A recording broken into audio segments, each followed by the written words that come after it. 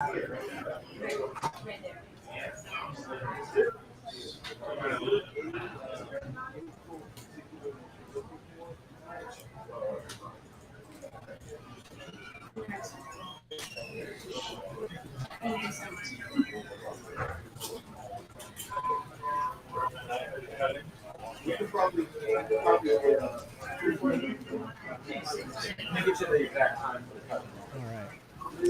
right, Dr. Clark. How are you, Yes, sir? fine. Hello, Internet. As Justin Warmoth here with Dr. Jim Clark, News 6 political expert, UCF history professor. Dr. Clark, the results are starting to become more finalized as we go from all the way from the statewide elections to the local races as well. So why don't we begin with Charlie Crist, now the Democratic nominee for governor, going head-to-head against Governor DeSantis in November. I'm curious how you feel. Let's start with the race itself and the results that we got back. This is in line with what the St. Pete poll predicted when it comes to the margin of defeat and who would be the ultimate winner. Yeah, Nikki Fried was outspent by a wide margin, about 2-1. She never had the name recognition. Remember, Charlie Crist has been around for more than a decade. He was state attorney general. He was governor. He's run for Senate and for governor again. So this is about his, sixth or seventh statewide election. Mm-hmm. So he's a known quantity, and name recognition counts in a state like Florida, which is extremely spread out and extremely expensive to get known. Well, speaking of finances, it doesn't matter what Congressman Crist raises or what he has raised. It pales in comparison to what the governor has raised. Record number of campaign dollars raised by Governor DeSantis. This is an uphill battle. I think it was an uphill battle for whoever came out on top of this Democratic primary, and now we have the nominee. So the comparison on from the governor's side, how do you think Governor DeSantis will handle the next few months as we get into midterm season? What will his messaging be? What do you expect to happen from his standpoint? I think he's going to concentrate. You're going to hear the word woke about 4 million times between now and the election in November. I think that's going to be his main theme, along with freedom. I think that he's going to be able to raise as much money as he wants. It's not just Charlie Crist running against Ron DeSantis. It's Charlie Crist running against $111 million. And that's a tough mountain to climb. Mm-hmm. How do you think Charlie Crist, being a former Republican governor, do you think the Governor DeSantis will hammer on that at all? Or is that something that clearly didn't really resonate with Democratic voters with the results we saw tonight? It didn't resonate with Democratic voters. But on the other hand, I think that his bouncing around, he's run as a Republican, he's run as a Democrat, and he's run as an independent. I think Governor DeSantis will talk about that during the campaign, kind of he's been everything. And I think that might help Governor DeSantis. What's interesting, too, is that Florida is now about even. There are slightly more Republicans, registered Republicans, than Democrats. That changed in 2022. But as it often is, the NPA, the non-party affiliated voters, often decide these statewide elections, and they're going to be deciding this one as well, as these numbers are now even closer than they have been in the previous 10 years or so. Yeah, Justin, as you and I have talked about, for the first time in 180 years, Republicans outnumber Democrats. That simply has never happened before. But still, we have 4 million non-affiliated voters. 4 million, about a third of the voters are not Democrats or Republicans. So they're going to decide who the governor is and who the senator is from Florida in November. All right, let's move down to Val Demings, which this was expected as the Democratic nominee for U.S. Senate. Now head-to-head officially with Marco Rubio as she looks to flip that seat in November. She has, based on some polling and based on raising money, campaign funds, she has narrowed the gap. At least it seems on that front. There's still a while to go, but what do you make of this matchup now that is officially set? Yeah, she has raised more money than Rubio, which is kind of surprising. Hmm. The problem she faces is she has been burning through money at a fantastic rate. And so I think she's raised about 45 million, but she only has 8 million going into the general election. So she's going to have to raise a lot more money. Rubio has twice that amount going into the general election. Hmm. So once again, as with Charlie Crist and Governor DeSantis, money speaks very loudly in this race. It certainly does, and really, I'm curious because in 2020 we saw a shift when it comes to Miami-Dade County and a margin that we haven't seen in quite some time, maybe ever, when it comes to Donald Trump versus Joe Biden. Single digits it got down to in Miami-Dade County, which is often and historically has been a Democratic stronghold. That is where Marco Rubio is from. That's where he lives. If that's the case, once again, if the results mirror that in Miami-Dade County, it seems really, really difficult for Val Demings to win in November. Yeah, you and I have been talking about this for 2 years now. This surge of 300,000 largely Hispanic votes that lined up the Republicans to sweep two Democratic representatives from office Hmm. and to deliver the state to Donald Trump with a larger margin than he had had 4 years ago. Hmm. No other state can say that. So presumably those votes are going to be there for Rubio, who is Cuban, obviously, and for DeSantis, who is strongly conservative. The Democratic, as we move to another statewide election that happened tonight, statewide primary, to figure out which candidate will take on Ashley Moody in November for Attorney General. It's not been called, but it looks like Aramis Ayala, the former Orange Osceola State Attorney, is leading this, has a solid lead, and could be the Democratic nominee versus Ashley Moody in November. I'm curious. This is I don't know if this was expected. Polling on this race has been kind of everywhere, but it was consistent that she had her winning this race. What do you make of this matchup now that looks to be almost set? It hasn't been called yet, just to keep that in mind, with Aramis Ayala potentially going against Ashley Moody. Yeah, first of all, I'm going to miss the Grim Reaper. The Grim Reaper, yes, yeah.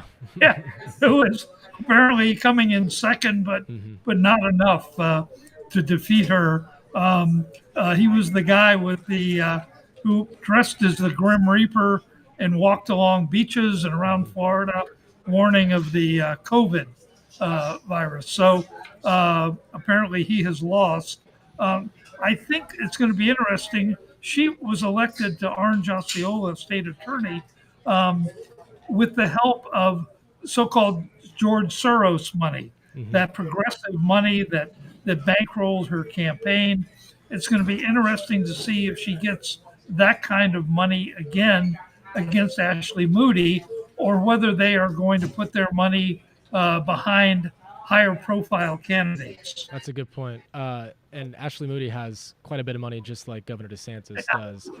And Governor DeSantis and her are lockstep when it comes to policy and where the state stands on certain issues. But I think this race, and you can narrow it down and however you want to narrow it down, but you have a candidate that is running for a statewide position who has shown in the past that she is against the death penalty versus the incumbent who is for the death penalty. Do you think that's going to be the focal point, or do you think it'll go elsewhere? Yeah, both Charlie Crist and Val Demings are fairly centrist Democrats, Hmm. which means they can appeal to Republicans and Democrats. But I think that having the Attorney General candidate who's opposed to the death penalty is going to give Republicans a huge target. I think they're going to try to paint the entire ticket, if you will, with that kind of left-wing brush.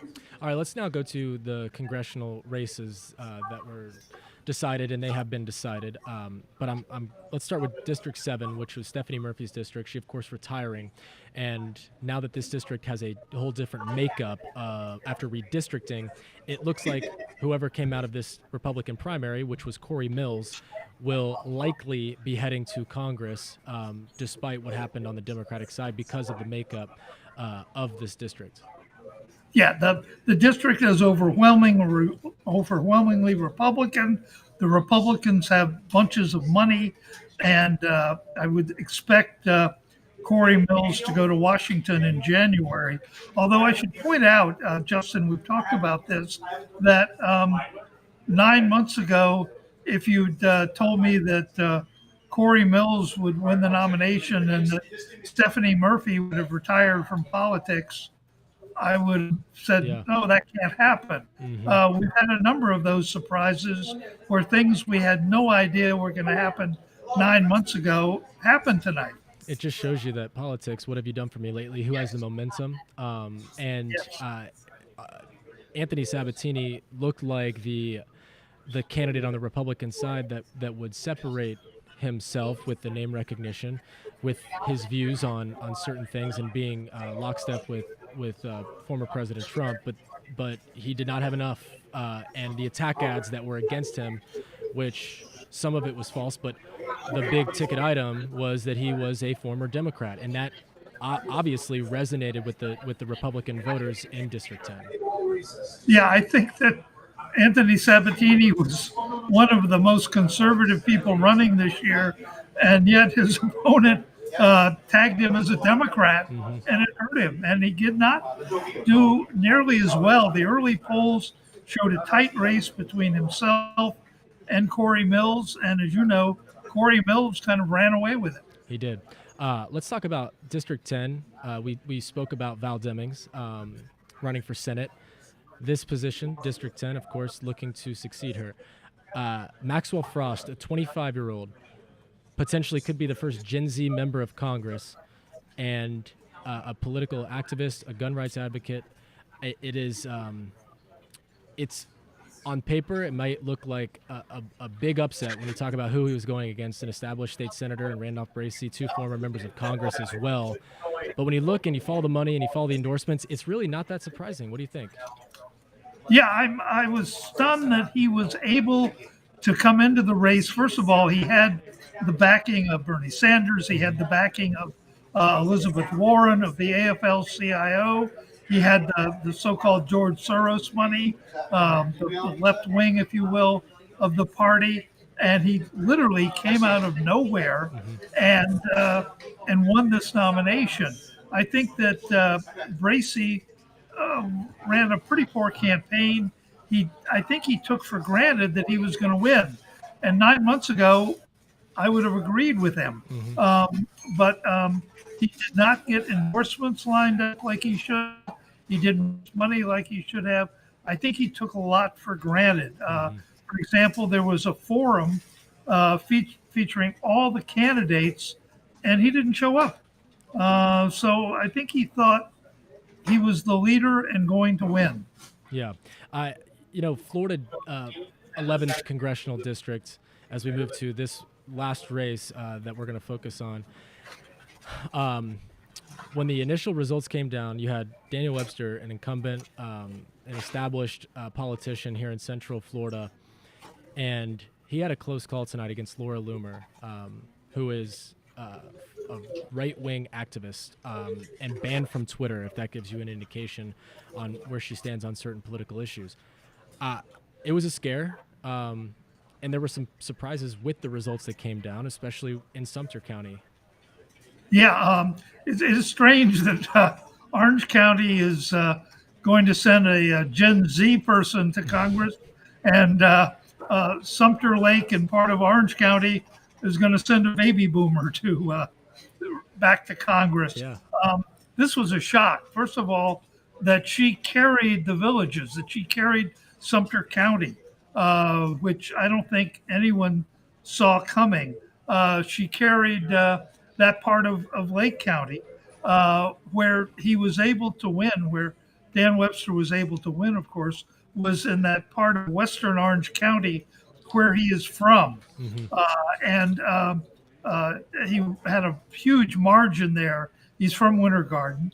And for most of the evening, Laura Loomer was either tied or leading in that race. And it wasn't until Orange County came in fairly late that we got the results. Jim, let's end with this, okay? Mayor Jerry Demings avoids a runoff election, which was critical for him. It was critical for setting up for what he wants to do moving towards November. Let's talk about why that was so critical. And it looks like, based on the last update I saw, about 65%. So all he needed was 50.1, just more than half, to avoid that runoff election in November. Yeah, I think he wanted to get this behind him for two main reasons. One is he is campaigning for a transportation tax, and he wants to be able to concentrate on that. Secondly, to clear the deck so he can be campaigning for his wife, Val, who is the Senate nominee. So he doesn't want to be campaigning for mayor and for her and for the transportation tax. So he got this behind him. He'll be reelected certainly for another 4-year term. All right, Dr. Clark, of course, this is just the initial reaction. We're going to have much more throughout the night. We hope you can join us. But I appreciate the time, sir, as always, and the insight. And, of course, you can find the latest information on all the results that came down tonight and the potential matchups moving ahead to November on our website, clickorlando.com. For Dr. Jim Clark, I'm Justin Mormouth. We hope you have a great night.